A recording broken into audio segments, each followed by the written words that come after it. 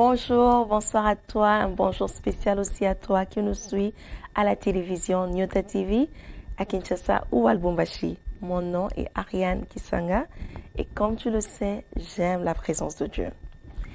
Et parce que j'aime la présence de Dieu, je t'invite ce soir à passer ce moment avec moi de partage. Mais avant qu'on ne commence, je veux savoir, as-tu créé de l'espace pour Dieu? Rappelle-toi que créer de l'espace pour Dieu, c'est simplement te rendre disponible, mais faire aussi de la place pour que Dieu puisse agir et faire un miracle dans ta propre vie. Alors j'espère que tu as eu le temps de créer de l'espace pour Dieu et que tu es prêt à commencer ce partage avec moi. Mais avant toute chose, nous allons d'abord recommander ce moment entre les mains du Seigneur. Et on va prier ce soir. Notre prière est tirée du psaume 145 plutôt, du verset 1 à 2. Je lis pour nous dans la version Louis II. Je t'exalterai, ô mon Dieu, mon roi, et je bénirai ton nom à toujours et à perpétuité. Chaque jour, je te bénirai, et je célébrerai ton nom à toujours et à perpétuité. Alors, le psalmiste dit qu'il bénira le nom de l'Éternel pour toujours.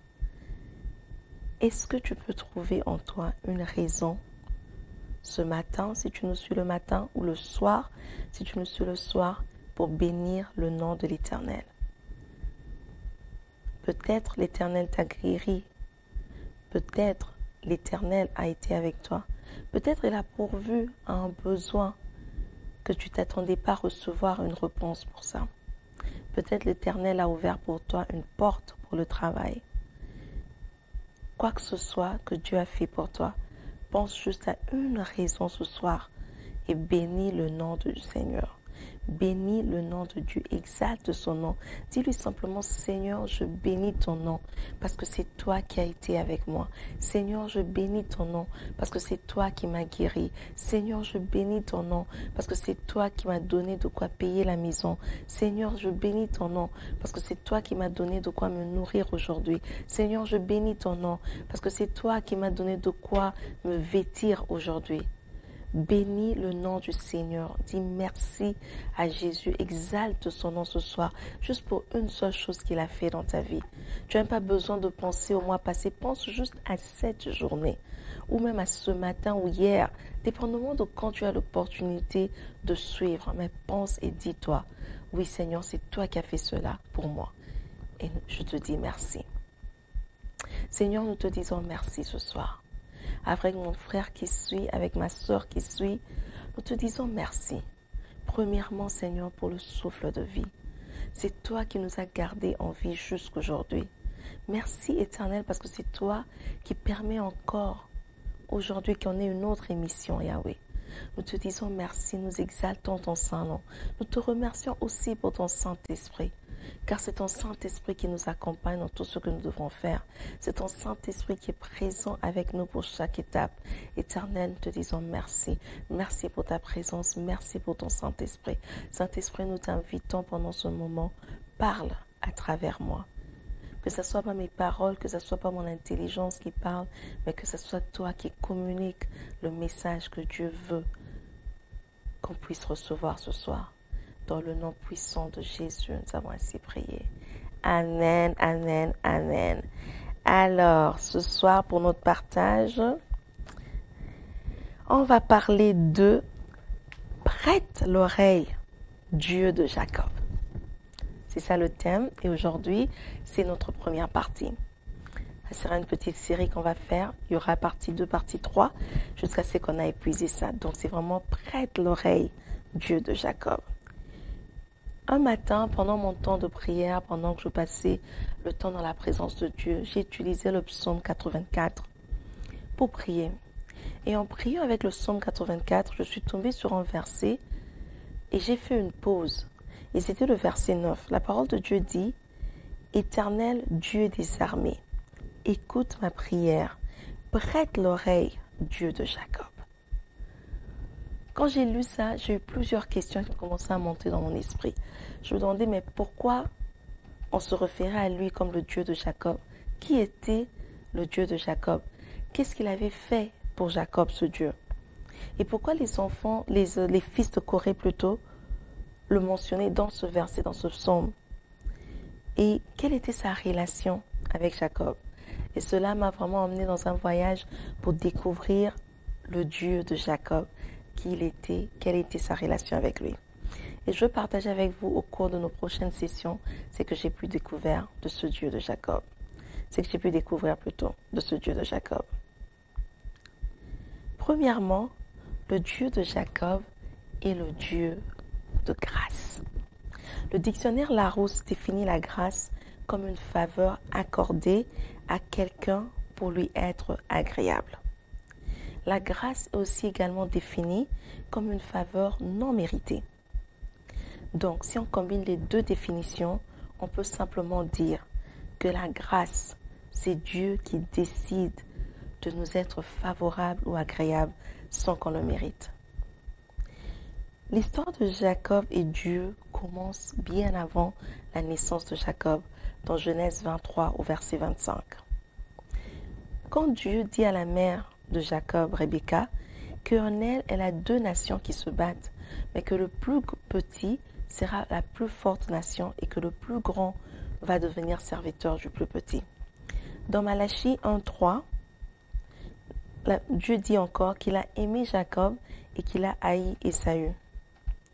Dieu a décidé d'aimer Jacob et de faire de Jacob une grande nation avant même que Jacob ne soit né. En d'autres termes, Dieu avait décidé d'être favorable à Jacob sans rien exiger de la part de Jacob. Les actions de Jacob ou ce que Jacob pouvait faire n'avaient aucun impact sur la décision du Seigneur. Ça n'avait aucun impact sur Dieu décider de lui faire grâce. Et comme on a dit plus haut que la grâce, c'est simplement Dieu qui nous honore ou qui nous est agréable avec sa présence. On peut aussi dire que le Dieu de Jacob est Emmanuel. Le Dieu de Jacob, c'est Emmanuel, Dieu parmi nous. Jacob rencontre Dieu pour la toute première fois dans sa vie adulte dans Genèse 28, 10 à 22. Alors qu'il fouillait son jumeau Ésaü. Jacob avait participé au plan de sa mère, Rebecca, pour voler la bénédiction de premier-né, la bénédiction qui revenait normalement à son frère Ésaü.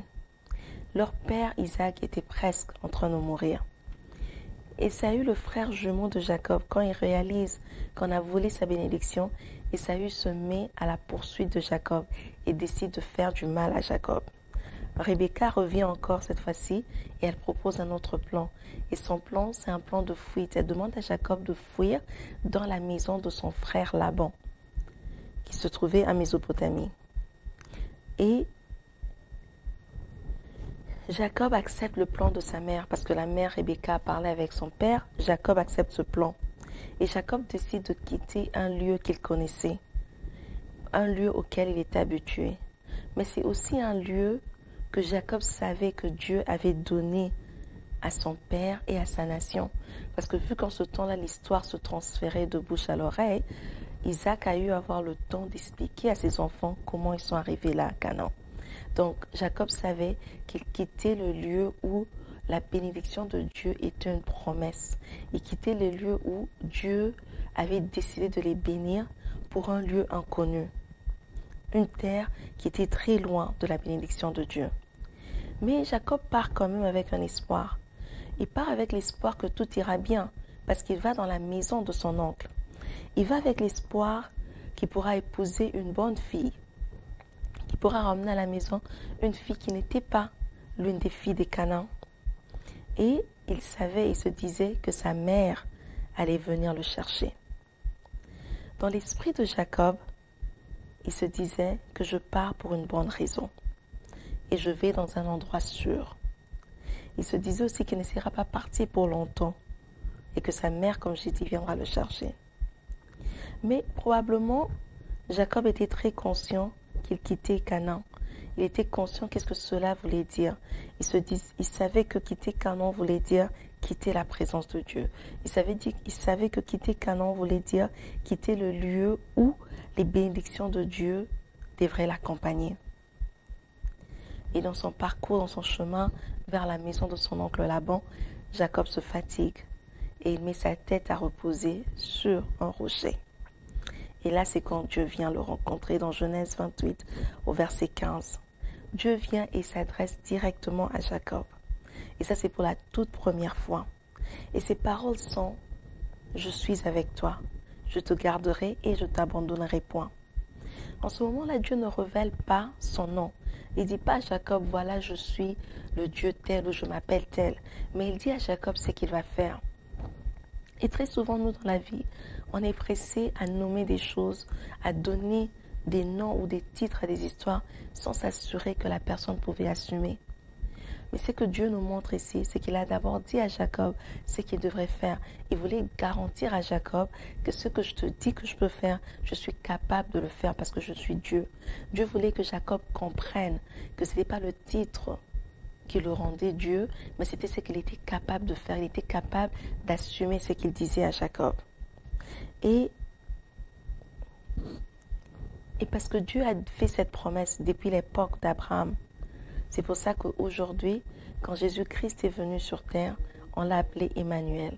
On l'a appelé Dieu parmi nous. Et quand Jésus-Christ devait partir, il s'est rassuré qu'il allait laisser une personne qui allait être continuellement avec nous. Parce que c'était ça la promesse que l'Éternel Dieu avait faite à Abraham et qu'il est venu répéter à Jacob, de toujours être avec nous. Jacob fouillait, comme j'ai dit, avec la promesse de sa mère de venir le récupérer. Mais aucun membre de la famille de Jacob ne l'a promis leur promesse. Ils ont tous juste supposé que comme Jacob allait chez son oncle, tout allait bien se passer. Alors quand Dieu rencontre Jacob, il dit qu'il sera avec Jacob. Il voulait simplement dire à Jacob, je suis au courant que tu as quitté le lieu où j'ai promis ma bénédiction. Je suis au courant que tu as quitté un lieu où tu étais sécurisé. Mais je te promets ma promesse, ma présence. Je veux faire ce chemin avec toi, ce chemin inconnu. Mais ma présence va t'accompagner et ne va jamais te quitter. Et ma présence, c'est la bénédiction dont tu as besoin. Le Dieu de Jacob est un Dieu qui sait exactement où tu vas. Il sait ce chemin inconnu ou cet endroit ou ce projet qui te fait peur dont tu ne sais pas. On a commencé une nouvelle année. Beaucoup d'entre nous se posent la question, à quoi va ressembler cette année 2021? Est-ce qu'elle sera comme l'année 2020? Beaucoup d'entre nous se disent, est-ce qu'on va s'en sortir? Est-ce qu'il y a de l'espoir? Est-ce que je peux avoir un avenir après ça? Peut-être tu as perdu ton travail et tu te dis, est-ce que je pourrais trouver quelque chose d'autre? Avec la pandémie, on a dû fermer mon boulot. Mais le Dieu de Jacob, c'est le Dieu qui connaît. Dans toutes tes questions, juste comme Jacob aussi avait ses questions, Dieu vient pour rassurer sa présence. Il dit, il est Emmanuel, Dieu parmi nous.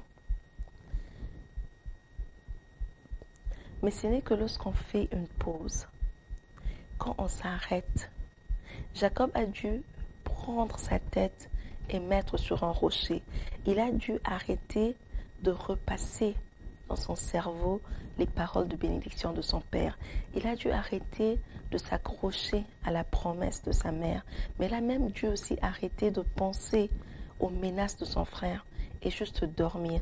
Et c'est dans ce calme-là que Dieu est venu parler à Jacob.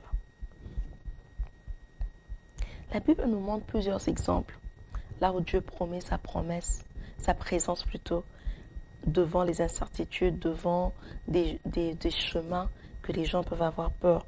Mais pour aujourd'hui, on va juste tirer deux exemples qui se relient directement à l'expérience de Jacob. Premier exemple est tiré de Exode 33 au verset 14. Quand Dieu demande à Moïse de faire partir le peuple d'Israël et de quitter Mont Sinaï, il promet d'être avec eux et de les accorder le repos. La même promesse qui avait accompagné Moïse et qui lui avait promis le repos, c'est la même promesse qui allait accompagner Jacob dans son nouveau voyage. La différence, c'est que Moïse a demandé au Seigneur de les accompagner. Jacob ne l'a pas demandé. Jacob a obtenu cette promesse et cette présence-là par grâce. Jacob nous représente des personnes qui vivent sous la grâce. On n'a pas besoin de jeûner, de prier, de faire beaucoup d'efforts Dieu promet déjà d'être avec nous. Dans nos incertitudes, dans nos inquiétudes, il nous promet sa présence. Mais il nous faut nous reposer sur le rocher. Et le rocher, c'est Jésus-Christ, afin que Dieu puisse nous parler.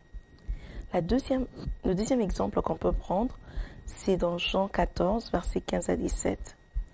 Quand Dieu nous promet sa présence, et cette fois-ci par le Saint-Esprit. Jésus-Christ dit et promet que le Saint-Esprit va nous aider et que le Saint-Esprit sera toujours avec nous.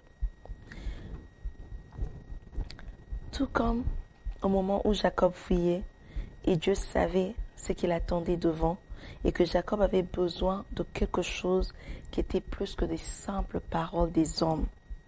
Le Saint-Esprit aussi connaît le chemin qu'on doit prendre. Le Saint-Esprit connaît les challenges, les défis qui sont devant de nous. Et c'est sa présence qui nous aide à avancer. Dieu a parlé à Jacob parce qu'il avait également connaissance de quelque chose d'autre. Et ça, c'est le troisième et notre dernier point pour ce soir. Dieu savait que Jacob avait besoin de sa parole. Il avait besoin d'une parole venant de Dieu au-delà des bénédictions de son père. Il avait besoin d'une parole venant de Dieu au-delà des menaces de son frère. Il avait besoin d'une parole venant de Dieu au-delà même des promesses de sa mère. Et Dieu dit, parce qu'il savait que la promesse que Rebecca avait faite à Jacob de venir le chercher n'était pas une parole fiable. Dieu savait que compter sur le bon caractère de Laban, simplement parce qu'il était oncle de Jacob, c'était juste un gaspillage. Dieu savait que craindre continuellement les menaces d'Ésaü ou même compter sur les bénédictions prononcées par Isaac n'était pas toujours une garantie. Dieu savait que Jacob avait besoin de quelque chose qui l'aiderait à survivre, quelque chose qui pouvait le garder en vie pendant tout le voyage. Et Dieu lui a donné la parole. Dieu lui a donné sa parole. Pourquoi Dieu lui a donné sa parole? 6 points. Parce que la parole de Dieu, premièrement, dans le psaume 107, 20, la parole de Dieu est la guérison dont nous avons besoin. Dieu savait que peut-être Jacob allait tomber malade. Dieu savait que peut-être Jacob allait rencontrer un problème quelque part dans sa santé. Il avait besoin de la parole de Dieu pour assurer la guérison pendant son parcours, son voyage. Le deuxième point, dans le psaume 119, au verset 11, la parole de Dieu, c'est la sanctification dont Jacob avait besoin. Dieu savait que dans le chemin, ça pourrait arriver à Jacob de pécher et être loin de sa présence. Il avait besoin que Jacob reste dans sa présence. Alors il lui donne sa parole, car en gardant sa parole dans son cœur, Jacob n'allait pas pécher. Troisième raison, dans Hébreux 4, verset 12, la parole de Dieu est une arme. La parole de Dieu est un épée qui allait aider Jacob dans les combats qu'il allait avoir dans la vie dans laquelle il partait. Et quatrièmement, dans Jérémie 15, 16, la parole de Dieu était la nourriture dont Jacob avait besoin. Donc en cas de faim, au moins Jacob pourrait avoir la parole pour le satisfaire. Cinquième point, dans Jean 6, verset 35, la parole de Dieu était l'eau qui étanchait la soif de Jacob. Et le sixième point, dans le psaume 46, 1 à 6, la parole de Dieu allait offrir à Jacob la protection, mais aussi un abri. C'est pour ça que pour Dieu, il était très important de donner à Jacob une parole qui allait le servir de kit de survie, parce qu'il savait que Jacob avait besoin de survivre ce voyage dont il partait, que personne de sa famille connaissait. Alors lorsqu'on prie le Dieu de Jacob, quand on crie et on dit « Ô Dieu de Jacob », on veut simplement dire « Seigneur, regarde ma situation avec faveur, fais-moi grâce et donne-moi le succès ». On veut dire aussi « Seigneur, que ta présence ne me quitte jamais ». Et en dernier lieu, on veut dire « Seigneur, donne-moi une parole qui va m'aider à survivre ». Alors que vous êtes sur le point peut-être de vous embarquer dans une nouvelle aventure, dans un nouveau voyage, dans un projet en début d'année, vous êtes plein d'incertitudes. Peut-être dans votre tête, il y a plein de questions. Vous vous demandez le pourquoi. Et vous ne savez même plus où vous tourner. Ce soir, j'aimerais bien vous inviter à faire une pause, à faire taire toutes les autres voix et à demander au Seigneur, au Saint-Esprit, de vous ramener à la mémoire, de vous rappeler ce kit de survie que Dieu vous avait donné. Quelle est la parole que Dieu t'avait donnée pour ta situation? Les questions que tu te poses aujourd'hui, il y a un jour où Dieu t'a parlé. Il y a un jour où il a libéré une parole juste pour toi. Quelle est cette parole-là? Ramène cette parole à ton esprit. Et rappelle-toi que le Dieu qui t'a accordé cette parole, c'est un Dieu fidèle. Alors, pour récapituler les 3 points qu'on a appris ce soir, on a appris que le Dieu de Jacob est un Dieu de grâce. On a appris que le Dieu de Jacob est Emmanuel, Dieu parmi nous. Et on a aussi appris que le Dieu de Jacob est le Dieu qui nous donne sa parole pour survivre. Je vous invite à incliner vos têtes dans la prière. Pour un moment, tu vas juste demander au Saint-Esprit de rappeler la parole que tu as entendue. Peut-être c'était quand tu lisais un verset biblique. Peut-être c'était quand tu as entendu quelqu'un prêcher à la télé ou sur les réseaux sociaux. Peut-être c'est une réunion de prière où tu es allé. Mais Dieu t'a parlé. Peut-être aussi par une prophétie directe. Peut-être par une voix audible. Mais Dieu t'a parlé. Demande au Saint-Esprit de te rappeler cette parole ce soir.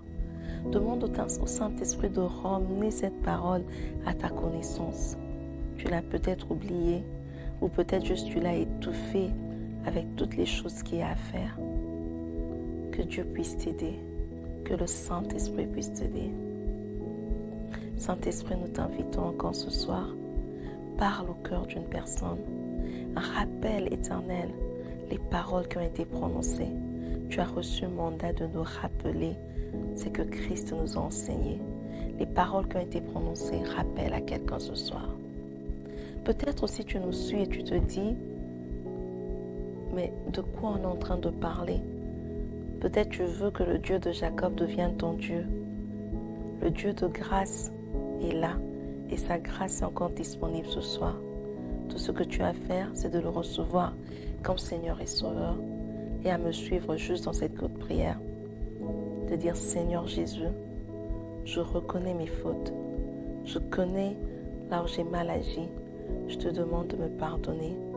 Je t'accepte dans ma vie en tant que Seigneur et Sauveur. Je te donne le contrôle de ma vie. Je te laisse me guider où tu veux me guider. Et si telle a été ta prière ce soir, n'hésite pas à nous contacter. Vous pouvez nous contacter par les réseaux sociaux ou même par WhatsApp et tout. Les numéros sont là. Contactez-nous et quelqu'un vous aidera à marcher dans la nouvelle vie chrétienne que vous avez commencée. Ô Dieu de Jacob, nous te prions encore aujourd'hui. Le Dieu de toute grâce, nous te prions encore aujourd'hui. Que ta grâce nous accompagne, que ta faveur soit avec nous, que ta parole nous donne de quoi survivre. Seigneur, je te dis merci pour toute personne qui a suivi ce soir, pour toute personne qui a pris 1 minute de son temps pour écouter ta parole. Yahweh, je te dis merci. Dans le nom puissant de Jésus-Christ, nous avons ainsi prié. Amen, amen, amen. Merci encore une fois d'avoir pris le temps de passer ce moment de partage avec moi. Je prie que la parole de Dieu qui a été partagée ce soir vous a béni. Et si cela est le cas, s'il te plaît, aime la vidéo, partage la vidéo si tu es sur les réseaux sociaux. Et si tu nous suis à la télé, invite quelqu'un, dis à la personne, la semaine prochaine, Alpha Ministries passera encore avec le partage. Rassure-toi de ne pas manquer. Et jusqu'à ce qu'on se voit la semaine prochaine, rappelle-toi de toujours créer de l'espace pour Dieu.